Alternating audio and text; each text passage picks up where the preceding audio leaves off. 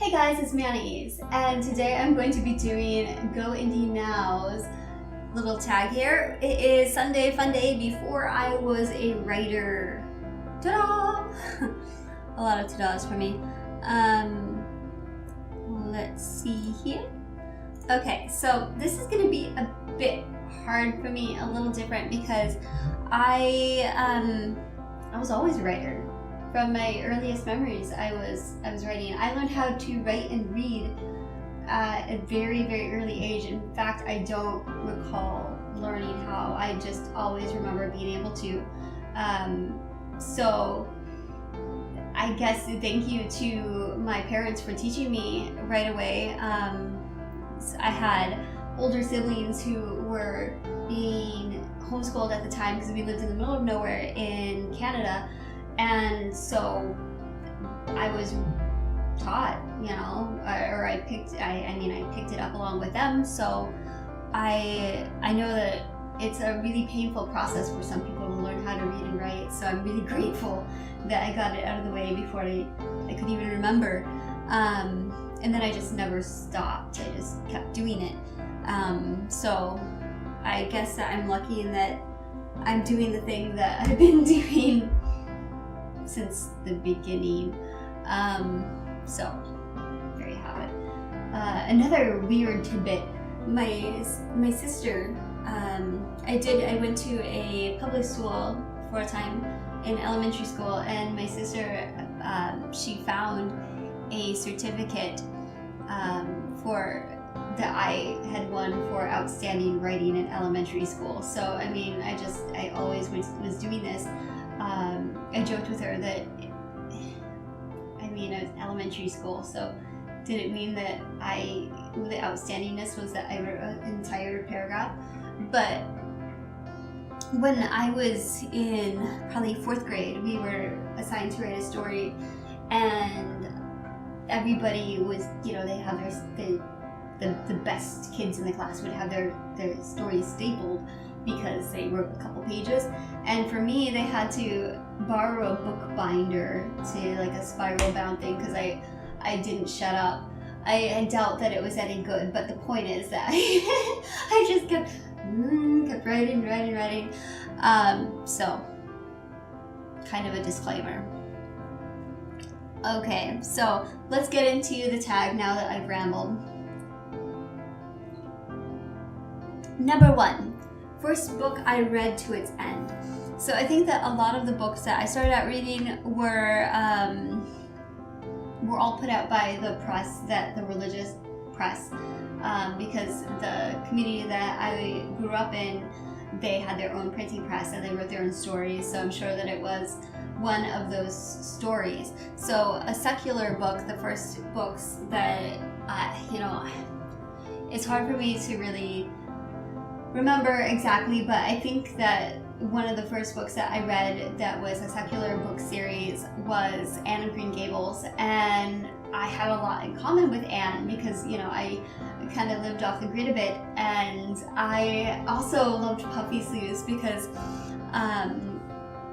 my mom was friends with Mennonite and Hutterites.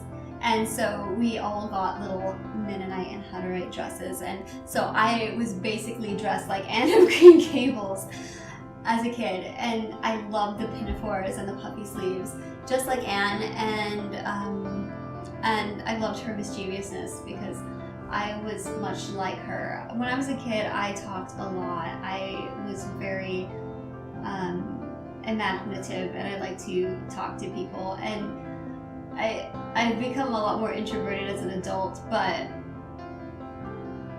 yeah, Anne of Green Gables. First book I reread, probably those Anne of Green Gables. And I'll probably reread them again. They're a fantastic series. I've read pretty much everything Lucy Maud Montgomery ever came up with, and I'd love to go to see that Prince Edward Island. I was obsessed. I still am obsessed. I've never been to Prince Edward Island. I gotta go. The first series I invested my life in oh my goodness, this is Anne of Green Gables spectacular, probably that. Or I also read Laura Ingalls Wilder, and I tell you what, when you live in the middle of nowhere, you have a lot in common with these things. Yeah, yep. Okay, so first book I bought with my own money. It's a bit harder. I don't remember. I don't remember. I started buying a lot of books when I moved out west. Because there's a wonderful used bookstores. So I had a lot more access. Before that, when I was younger, I always libraries, and still, even now, libraries for me.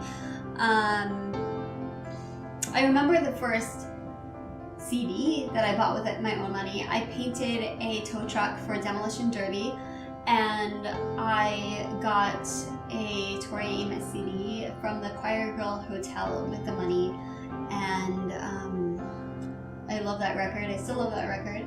It was a good purchase for my painting. But book, I am sorry, it might have been James Joyce, Ulysses. It could have been that. I still have that.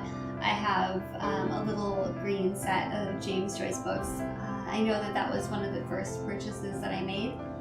So possibly that. Okay. First book I read before I saw the movie. This one is also kind of funny because I didn't watch movies really. Now I'm kind of playing catch up. I'm going through. I'm watching The Simpsons for the first time now, and I'm going through and watching old romantic comedies. I love You've Got Mail. Oh my gosh, that is so sweet. I just watched When Harry Met Sally, and I definitely like You Got Mail more, but I'm glad I watched it because it's one of those classics. So, yeah, I'm sorry. Let's see. So, it doesn't very much apply to me because I saw the movie. First book I read because I saw the movie.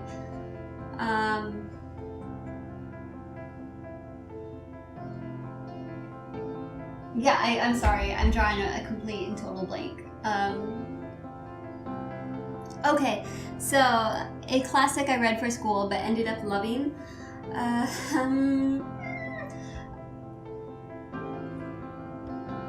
Funny story that.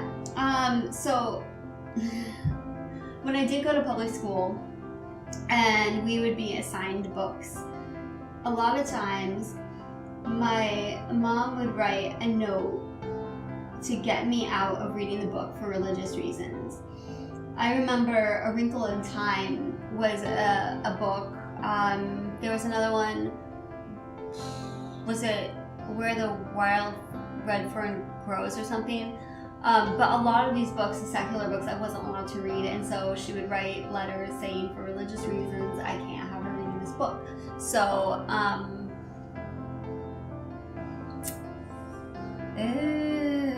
so I didn't really read a lot of classics in school. In fact, I have heard A Wrinkle in Time is going to be made into a film, and I really do want to go back and read that book because I didn't ever read it.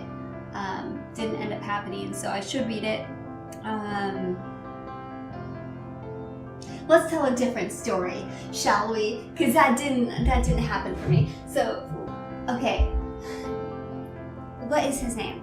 There was a library book sale, I believe, and so it was really cheap. All the books were like 5 or 10 cents or something.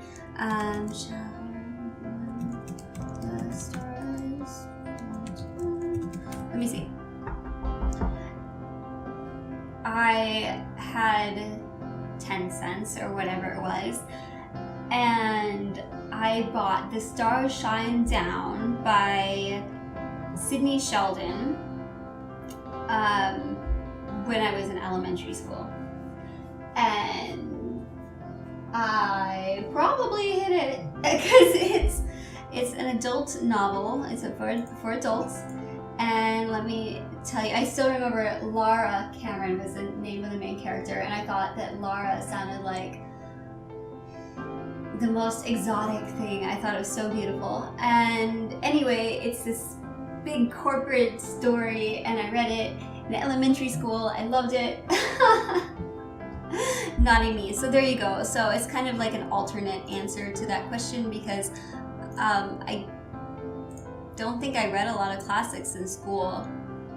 It just didn't come up, because all of the books that they tended to choose they must have had kind of something that they thought was not good.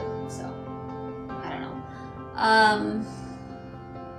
Number 9. First job I thought I would have as a kid before a writer.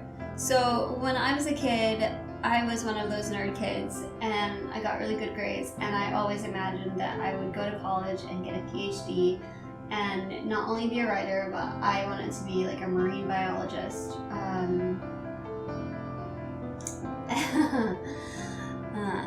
Funny stuff. So I kind of thought that I would be a marine biologist, and that didn't happen.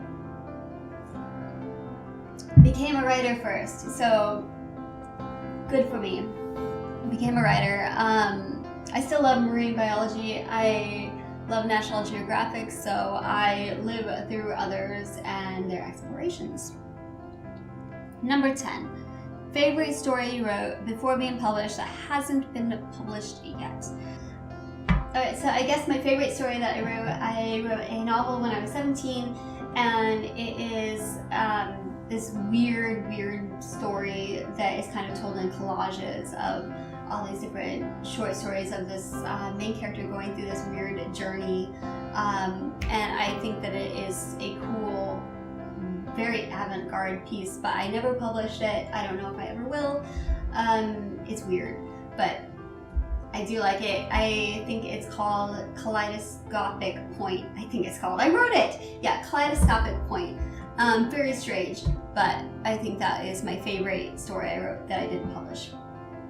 So there you have it. Alright, well, I hope that you have tea. I'm gonna have the rest of my tea, and have a great day. Talk to you next time. Goodbye.